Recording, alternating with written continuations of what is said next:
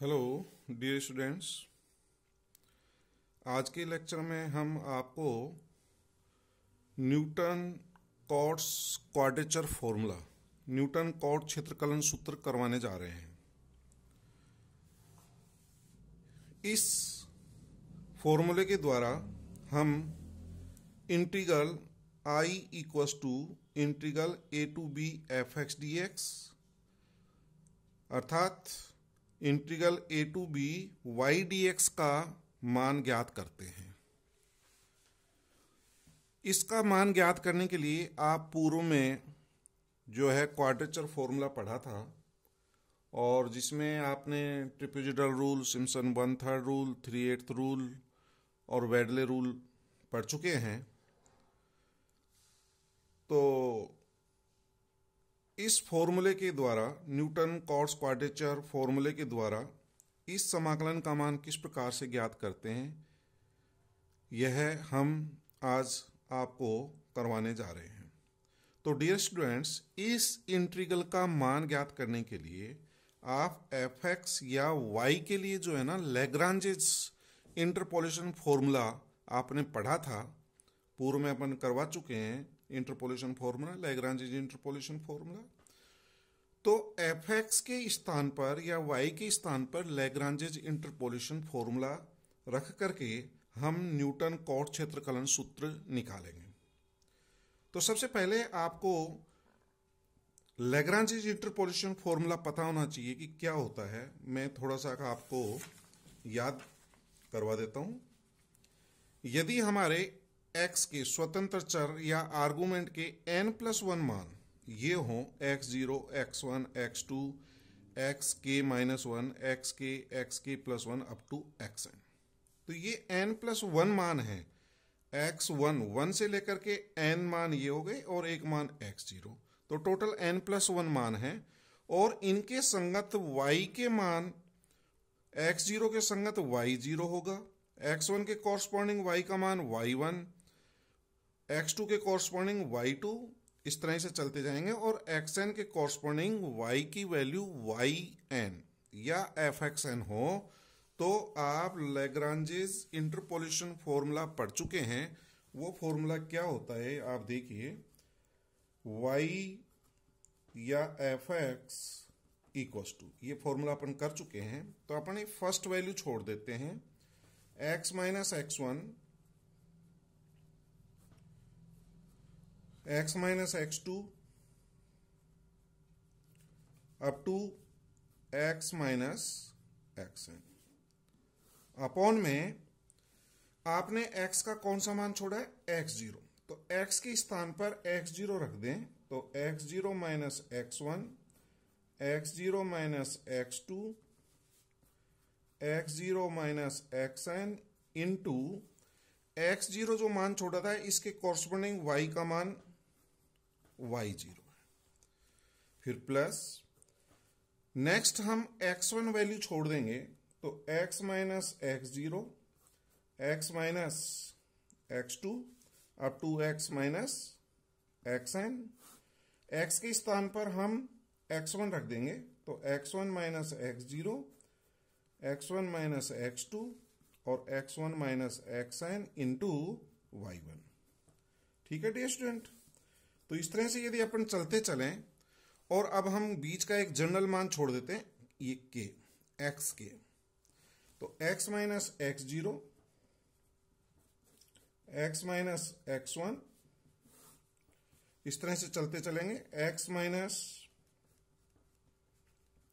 xk-1, ये value हम छोड़ देते हैं, x माइनस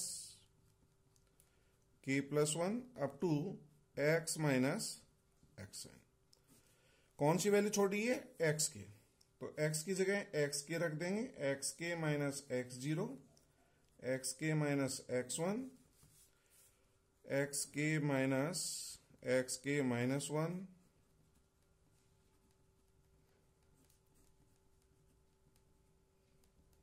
इंटू y के, प्लस एंड सो ऑन। और लास्ट में ये वैल्यू छोड़ देते हैं डियर स्टूडेंट, मतलब x माइनस x0 से लेकर के और इससे जस्ट पहले x minus n minus one upon, और x के स्थान पर हम क्या रख देंगे, xn, और xn minus one into y n. तो ये हमारा लैग्रांजेज इंटरपोलेशन फॉर्मूला होता है डियर स्टूडेंट। लैग्रांजेज, ये अपन पहले पढ़ चुके हैं ये फॉर्मूला, इंटरपोलेशन फॉर्मूला, ठीक है डियर स्टूडेंट। और इसको जो है हम शॉर्ट में ये भी लिख सकते हैं समेशन। तो ये जनरल टर्म लिख देंगे हम, ये वाली general term x minus x zero, x minus x one up to x minus x k minus one, x minus x k minus one, और x minus x n upon x k minus x zero, x k minus x one, x k minus x k minus one, x k minus x k plus one, और last हो जाएगा x k minus x n into y के। ठीक है dear students, तो ये हमारा, और k varies from 0 to n। तो इस फॉर्मूले को हम लैग्रांजेज इंटरपोलेशन फॉर्मूला कहते हैं। तो इस फॉर्मूले का हमको यहां यूज करना है डियर स्टूडेंट्स। अब देखते हैं, तो हम क्या करेंगे, ये जो रेंज है समाकलन की जो लिमिट्स हैं a टू b, इसको n बराबर भागों में विभक्त करेंगे तो h का मान आएगा b माइनस ए अपॉन m। तो ये h का मान आ जाएगा। तो x की n प्लस वन वैल्यू हम मान लेते हैं, फर्स्ट वैल्यू x0 मान लेते हैं जो कि a के बराबर है, x0 equal to a। Next interval h है तो x0 प्लस h, जिसको x1 डिनोट किया गया है, x0 प्लस 2h x2 से डिनोट किया गया है, फिर h जोड़ दें x plus 3h x3 up to x0 plus nh, last मान x0 प्लस nh, जिसको हम xn से डिनोट करेंगे, और ये मान किसके बराबर होगा, b के बराबर हो जाएगा डियर स्टूडेंट्स, b।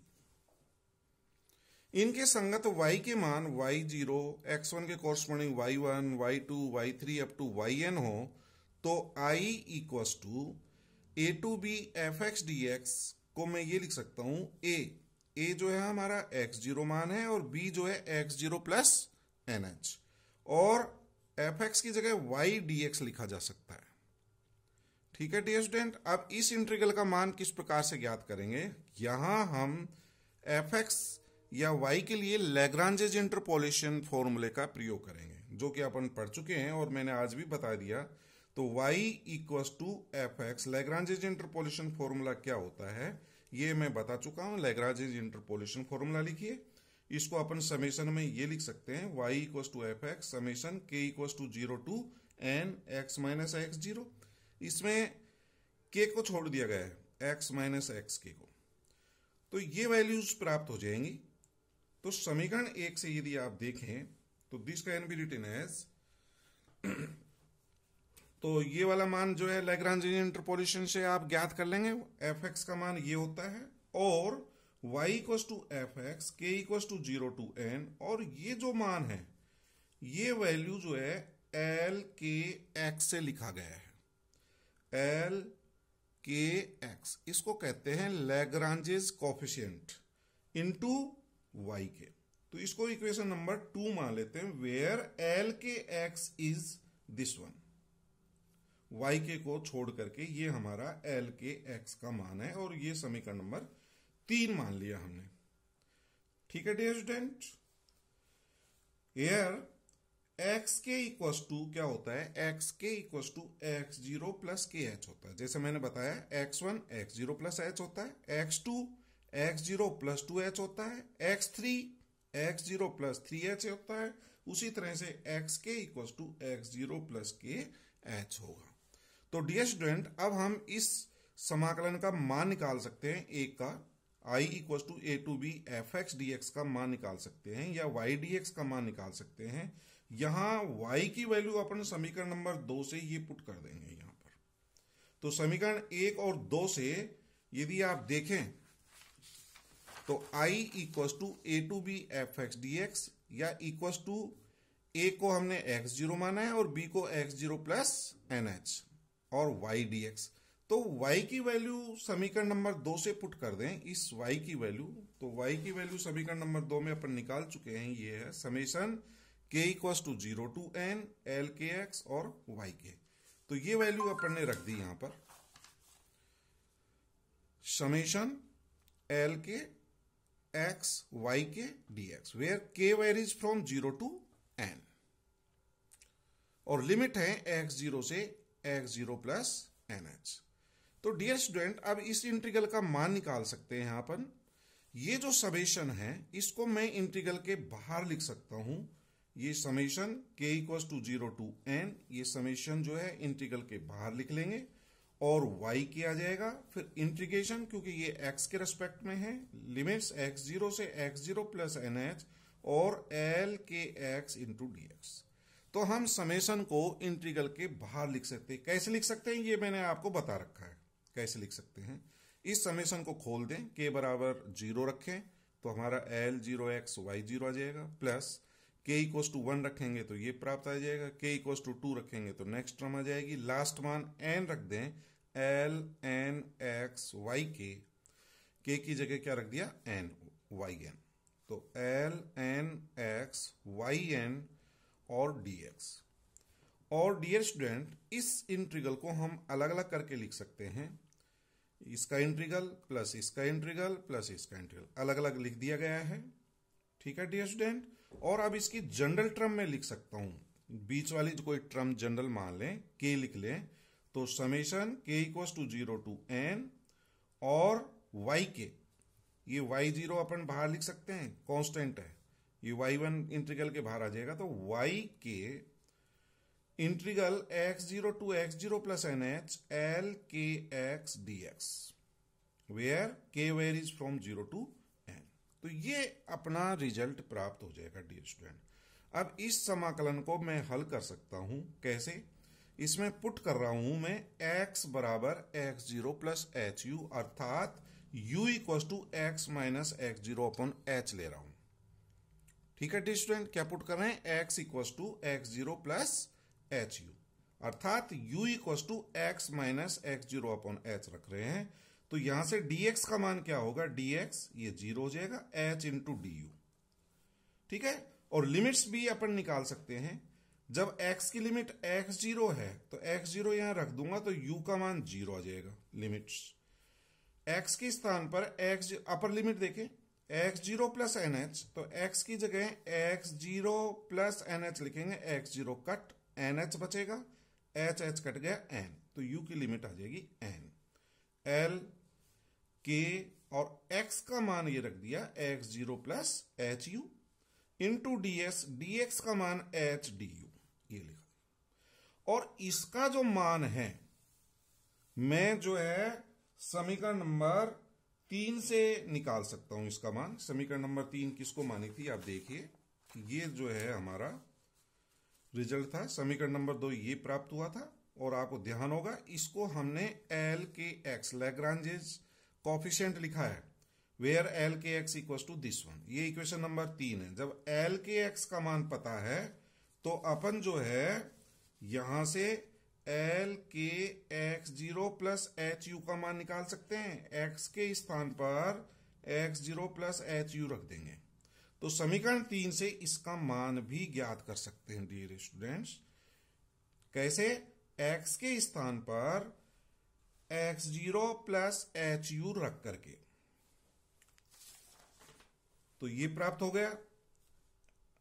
अब मैं क्या कर रहा हूं, n से गुणा किया, n से डिवाइड किया, n से मल्टीप्लाई कर दें, summation k equal to 0 to n y के एज इट इज और 1 अपॉन n, और ये इंटीग्रल आ जाएगा, इंटीग्रल लिमिट्स 0 टू n, इसको l के लिख दिया गया है इनटू du। और डियर स्टूडेंट्स इसको जो है ये वाला जो मान है इसको हमने ये नोट कर लिया 1/n integral 0 to n L के du को ये डिनोट किया गया है C K N। तो डियर स्टूडेंट ये लिखा गया है इसको, ये जो मान है C N और K ये डिनोट किया गया, ठीक है। तो यदि ये मान मैं यहां रख दूं, ये वैल्यू, इसको जो है अपन ने क्या डिनोट किया है C N K। तो I equals to N into H summation K equals to 0 to n Y के एज इट इज, और इसको जो अपन ने क्या सपोज किया C N K, ये इक्वेशन नंबर 4।